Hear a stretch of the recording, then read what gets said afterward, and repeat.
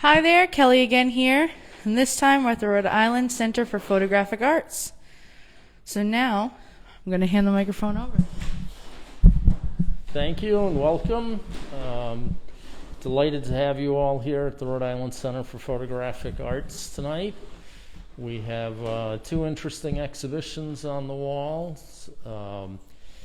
In this room currently is Behind the Lens 2020, a look at 5 up-and-coming female photographers, which has been an interesting exhibition. It's had a lot of great feedback, and we were excited to bring these young artists together and try to put a showcase and a little attention on their work as they start their careers.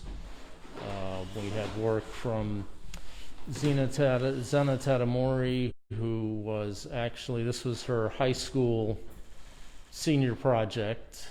She's since gone on to study at Parsons in Paris, so it'll be interesting to connect with her in a few more years to see where she's come, although she's following more of a fashion and business program at this point.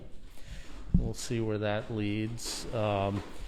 And over here we have Jess Voss, who's been exploring a interesting series in her relationship with her 93-odd-year-old grandmother, who she lives with, and exploring some of the parallels, shared experience, family, genetics, and a number of other issues. Jess is currently gone back to school and getting an MFA in photography at Lesley University. And across the room here we have a series by another Boston-based photographer, Molly Lamb, who's also exploring issues of family and shared memories of upbringing.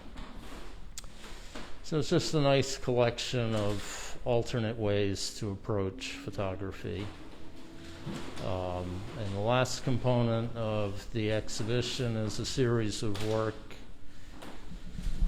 that's much more experimental in dealing with materials, disposable culture, and series of explorations by Grace Marie Dewitt, who's down in the Maryland, D.C. area. And these works are printed on a variety of industrial materials, primarily paper towels. And she's exploring disposable culture, objects, and our relationship to the things we make and dispose. So that's a little overview of some of the next generation photographers. In the other gallery here we have Visual Conversations, which is a collaboration between 7 photographers who've been going on retreats together for several decades. And while they don't actually work together, they do share ideas and collaborate. It's kind of a ad hoc support group that they've developed, and this was a project they took on where they each photographer took a photo and passed it on to the next person in line, who looked at it, created a photo in response to it, passed that on to the next person, and around the line it went like that old-fashioned game of telephone. And you'd see where you started and where you ended up and how they reacted to the images they were presented with. And it's interesting to see, because collaborations like this are relatively rare. Most artists work relatively independently, and often in a solitary format. So this was interesting to see, and it certainly brought a lot of color into the gallery. These exhibitions are up through September 9th.